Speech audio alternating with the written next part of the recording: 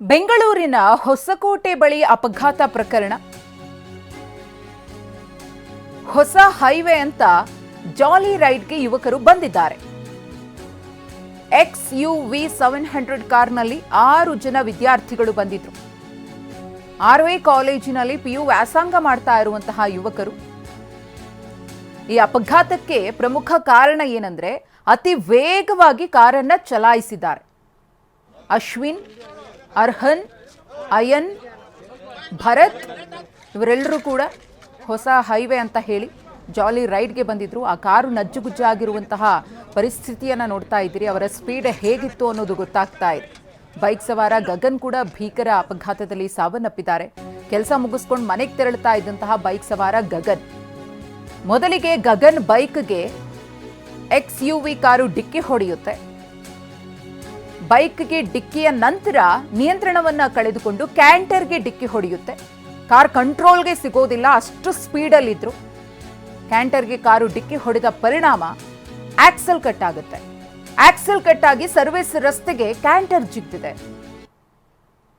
ಕಟ್ಟಾಗಿ ಬಿದ್ದಿದ್ದ ಆಕ್ಸೆಲ್ಗೆ ಮತ್ತೊಂದು ಕಾರು ಡಿಕ್ಕಿ ಹೊಡೆದಿದೆ. ಬ್ರೀಜಾ ಕಾರ್ನಲ್ಲಿದ್ದವರು ಅದೃಷ್ಟವಶತ್ ಪ್ರಾಣಾಪಾಯದಿಂದ ಪಾರಾಗಿದ್ದಾರೆ. ಈ ವಿದ್ಯಾರ್ಥಿಗಳು ಹೋಗಿದ್ದಂತಹ ಕಾರ್ನ ಸ್ಪೀಡ್ನಿಂದ ಏನೆಲ್ಲ ಅನಾಹುತಗಳಾಯಿತು ಅನ್ನೋದನ್ನು ನಾವು ನೋಡ್ತಾ ಇದ್ದೀವಿ.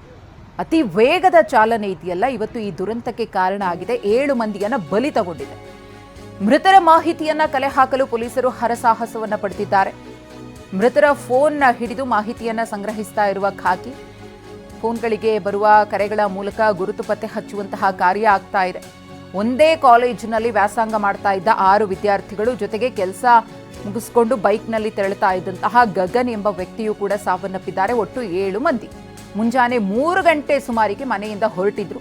ಪೊಲೀಸರು ಫೋನ್ ರಿಸೀವ್ ಮಾಡ್ತಾ ಇದ್ದಂತೆ ಪೋಷಕರಿಗೆ ಶಾಕ್ ಆಗಿದೆ. ಆಸ್ಪತ್ರೆಯ ಶವಾಗಾರದ ಬಳಿ ಕುಟುಂಬಸ್ಥರ ಆಕ್ರಂದನ ಮುಗಿಲು ಮುಟ್ಟಿದೆ. ತಮ್ಮ ಒಂದು ಜಾಲಿ ಮೂಡ್ಗೋಸ್ಕರ ಅಥವಾ ತಮ್ಮ ಎಂಜಾಯ್ಮೆಂಟ್ಗೋಸ್ಕರ ಕಾರ್ ಎತ್ಕೊಂಡು ಬಂದಂತಹ ವಿದ್ಯಾರ್ಥಿಗಳು ಇವತ್ತು ಬಾರದ ಲೋಕಕ್ಕೆ ಹೋಗಿದ್ದಾರೆ. ಈ ಏಜಲ್ಲಿ ಆ ಕ್ರೇಜ್ ಇರುತ್ತೆ, ಆದರೆ ಜೀವವನ್ನೇ ಕಳೆದುಕೊಳ್ಳುವಂತಹ ಮಟ್ಟಿಗೆ ಕ್ರೇಜ್ ಯಾರಿಗೂ ಕೂಡ ಇರಬಾರ್ದು. ತಮ್ಮನ್ನೇ ನಂಬಿಕೊಂಡಿರುವಂತಹ ತಂದೆ ತಾಯಿ ಇರ್ತಾರೆ, ಅವರ ಪರಿಸ್ಥಿತಿ ಹೇಗೆ ಅನ್ನೋದನ್ನು ಕೂಡ ಯೋಚನೆ ಮಾಡಲಿಲ್ಲ ಇವರು.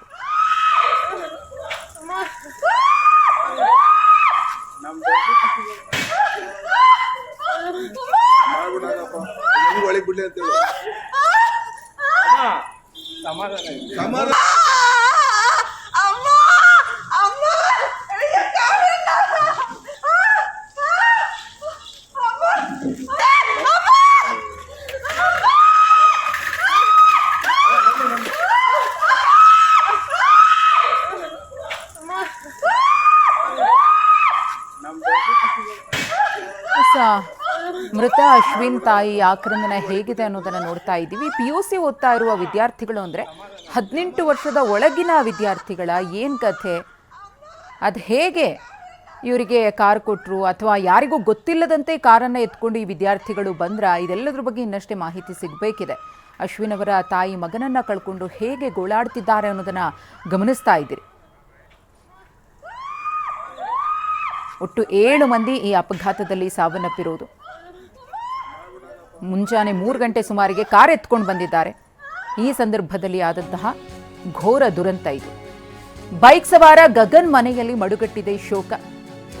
ಒಬ್ಬನೇ ಮಗನಾಗಿದ್ದ ಗಗನ್ ಮನೆಗೆ ಆಧಾರವಾಗಿದ್ದ. ಗಗನ್ ಅವರ ತಾಯಿಗೆ ಕಣ್ಣು ಕೂಡ ಕಾಣಿಸಲ್ಲ ಅಂತೆ. ನಿತ್ಯ ಹಾಪ್ಕಾಮ್ಸ್ನಲ್ಲಿ ಗಗನ್ ಕೆಲಸ ಮಾಡ್ತಿದ್ರು. 5 ಗಂಟೆಗೆ ಹೋಗಿ ಮುಂಜಾನೆ 3 ಗಂಟೆಗೆ ಬರ್ತಾ ಇದ್ರಂತೆ. ಅದೇ ವೇಳೆಯಲ್ಲಿ ಆದಂತಹ ಈ ಒಂದು ಅಪಘಾತ ಗಗನ್ ಸಾವಿಗೆ ಕಾರಣ ಆಗಿದೆ. ಇದಕ್ಕೆ ಹೋಗ್ತಾ ಇದ್ದ ಇಲ್ಗುಂಪತ್ರ ಡ್ಯೂಟಿ 3:30 ಡ್ಯೂಟಿ ಮುಗಿಸ್ಕೊಂಡು ಬರಬೇಕಾದ್ರೆ ಈ ಥರ ಕಾರನ್ನು ಬಂದು ಹೊಡೆದಿರೋದು. ಕಾರನ್ನು ಬಂದು ಹೊಡೆದ್ರೆ ಅಲ್ಲೇ ಸ್ಪಾಟ್ ಆಗವನೆ. ಆಮೇಲೆ ಕಾರ್ ಹೋಗಿ ಮುಂದೆ ಬರೋ ಗಾಡಿಗೆ ಕಾರ್ ಹೊಡೆದು ಆ ಕಾರ್ ನೈಟ್ ಡ್ಯೂಟಿಗೆ ಹೋಗ್ತಾ ಇದ್ದ. 5:30 ಹೋಗ್ತಾ ಇದ್ದ. 3:30ಗೆ 3:45 ಅಲ್ಲಿ ಬಿಡ್ತಾ ಇದ್ರು. ಒಂದು ವಾರ ಆ ಥರ ಶಿಫ್ಟ್ ಮಾಡೋರು, ಜನರಲ್ ಶಿಫ್ಟು. ಒಬ್ಬೇ ಮಗ ಸರ್. ಅವ್ರ ತಾಯಿ ಇಲ್ಲ ಸರ್, ಅವ್ರ ತಾಯಿ ಕಣ್ಣು ಬೇರೆ ಕಾಣಲ್ಲ. ಒಬ್ಬೇ ಮಗ, ಅವನಿಂದ ಜೀವನ ಅಲ್ಲಿ ಮನೆಯಲ್ಲಿ. ನನ್ನ ತಂಗಿ ಮಗನೇ. ನಿಮಗೆ ಎಷ್ಟೊತ್ತಿಗೆ ಗೊತ್ತಾಯ್ತು ಸರ್? ನಮಗೊಂದು 6 ಗಂಟೆಗೆ ಗೊತ್ತಾಯ್ತು ಸರ್. 6 ಗಂಟೆಗೆ ಗೊತ್ತಾಯಿತು.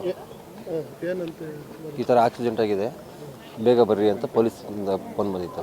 ಆಮೇಲೆ ನಾವು ಬಂದ್ವಿ. ಬರೋಷ್ಟೊತ್ತಿಗೆ ಅಲ್ಲಿ ಬಾಡಿಲೆಲ್ಲ ಇಲ್ಲಿ ಶಿಫ್ಟ್ ಮಾಡಿದರು, ಡೆತ್ ಆಗಿದೆ ಅಂತ ಹೇಳಿ. ಎಷ್ಟು ವರ್ಷದಿಂದ ಲ್ಯಾಪ್ಟಾಪ್ಸ್ ಕೆಲಸ ಮಾಡ್ತೀವಿ? 1 ವರ್ಷದಿಂದ ಮಾಡ್ತಾ ಇದ್ದೆ. ಹೊಸಕೋಟೆ ಲ್ಯಾಪ್ಟಾಪ್ಸ್ ಅಲ್ಲ, ಪಿಲ್ಗುಂಪ್ ಹತ್ರ ಅಲ್ಲಿ ತಿಳ್ಕೊಂಬ ಅಲ್ಲಿ ಹೋಗ್ತಾ. ಎಷ್ಟು ಸರ್ ವಯಸ್ಸು? 26 ವರ್ಷ.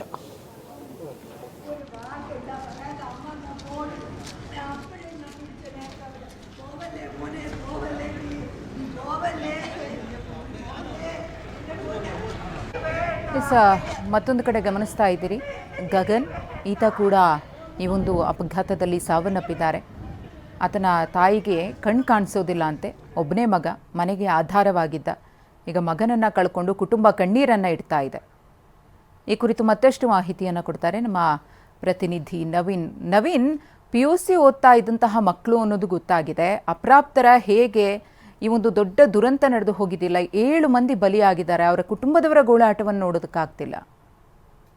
ಖಂಡಿತ ಮಧುಶ್ರೀ, ಒಂದು ರೀತಿ ಬೆಳಗ್ಗೆ ಭೀಕರ ಅಪಘಾತ ಅಂತಾನೆ ಹೇಳ್ಬೋದು. ಅದರಲ್ಲೂ ಸಹ ಇದೀಗ 6 ಜನ ವಿದ್ಯಾರ್ಥಿಗಳು ಹಾಗೂ ಮತ್ತೊಬ್ಬ ಉದ್ಯೋಗಿ ಸಹ ಸಾವನ್ನಪ್ಪಿರ್ತಕ್ಕಂಥದ್ದು. ಇದರಲ್ಲಿ ಪ್ರಮುಖವಾಗಿ ಏನೊಂದು 6 ಜನ ವಿದ್ಯಾರ್ಥಿಗಳಿದ್ದಾರೆ. ಇವರೆಲ್ಲರೂ ಸಹ ಬೆಂಗಳೂರಿನ ಏನು RV ಕಾಲೇಜ್ ಮತ್ತೆ CMR ಕಾಲೇಜಿನಲ್ಲಿ ವ್ಯಾಸಂಗ ಮಾಡ್ತಾ ಇದ್ರು. ಜೊತೆಗೆ ಒಂದೇ ಕಡೆ ಹೈಸ್ಕೂಲ್ ಒಂದೇ ಕಡೆ ವ್ಯಾಸಂಗ ಮಾಡಿ ಜೊತೆಯಲ್ಲಿ ಇದ್ದವರು ಅಂತಕ್ಕಂಥ ಮಾಹಿತಿ ಸಿಗ್ತಾ ಇರ್ತಕ್ಕಂಥದ್ದು. ಇವರೆಲ್ಲರೂ ಬೆಳಗ್ಗೆ ಮನೆಯವರಿಗೆ ಏನು ಹೇಳದೆ ಒಂದು ಎಲ್ಲೋ ಹೋಗಿ ಬರ್ತೀವಿ ಅಂತ ಮನೆಯಿಂದ ಹೊರಗಡೆ ಬಂದವರು ಕಾರ್ನಲ್ಲಿ ಈ ರೀತಿ ಒಂದು ಜಾಲಿ ರೈಡ್ ಅಂತ ಬಂದು ಈ ಒಂದು ದುರಂತಕ್ಕೆ ಈಡಾಗಿರ್ತಕ್ಕಂಥದ್ದು. ಇನ್ನು ಇದೀಗ ಪ್ರಮುಖವಾಗಿ ಇಲ್ಲಿ ಏನು ಗಗನ್ ಅಂತಕ್ಕಂಥ ಬೈಕ್ ಸವಾರ ಇದ್ದಾರೆ. ಮೊದಲಿಗೆ ಇದೇ ಒಂದು ಬೈಕ್ಗೆ ಕಾರು ಡಿಕ್ಕಿಯಾಗಿ ಈ ಒಂದು ಅಪಘಾತ ಸಂಭವಿಸಿರ್ತಕ್ಕಂಥದ್ದು. ಆ ಗಗನ್ ಆ ಮನೆಗೆ ಒಬ್ಬನೇ ಆಧಾರವಾಗಿದ್ದ. ತಾಯಿಗೆ ಕಣ್ಣು ಸಹ ಕಾಣಿಸ್ತಾ ಇರಲಿಲ್ಲ. ಆಕೆ ಆ ತಾಯಿಯನ್ನ ನೋಡ್ಕೊಂಡು ಅಥವಾ ನೈಟ್ ಶಿಫ್ಟ್ ಮಾಡ್ಕೊಂಡು ಬೆಳಗ್ಗೆ ತಾಯಿಯನ್ನ ನೋಡ್ಕೊಂಡು ಮನೆಯಲ್ಲಿ ಇರ್ತಾ ಇದ್ದ. ಆದ್ರೆ ಇದೀಗ ಅವನನ್ನ ಕಳಿಸ್ಕೊಂಡಂತ ಕುಟುಂಬಸ್ಥರ ಗೋಳಾಟ ಸಹ ಹೇಳ್ತಿರೋದಾಗಿದೆ. ಜೊತೆಗೆ ಈಗ ಅಶ್ವಿನ್ ತಾಯಿ ಆಕ್ರಂದ ಸಹ ಮುಗಿಲು ಮುಟ್ಟಿದೆ. ಯಾಕಂದ್ರೆ ಒಬ್ಬೊಬ್ಬರೇ ಮಕ್ಕಳಿದ್ರು, ದುಡ್ಡಾಗಿ ಸಾಕಿದ್ರು, ಆ ಕಾಲೇಜಿಗೆ ವ್ಯಾಸಂಗ ಮಾಡಕ್ಕೆ ಹೋಗ್ತಾ ಇದ್ರು, ಬರ್ತಾರೆ ಅಂತಕ್ಕಂಥ ನಿಟ್ಟಿನಲ್ಲಿ ಗೊತ್ತಿತ್ತು. ಆದ್ರೆ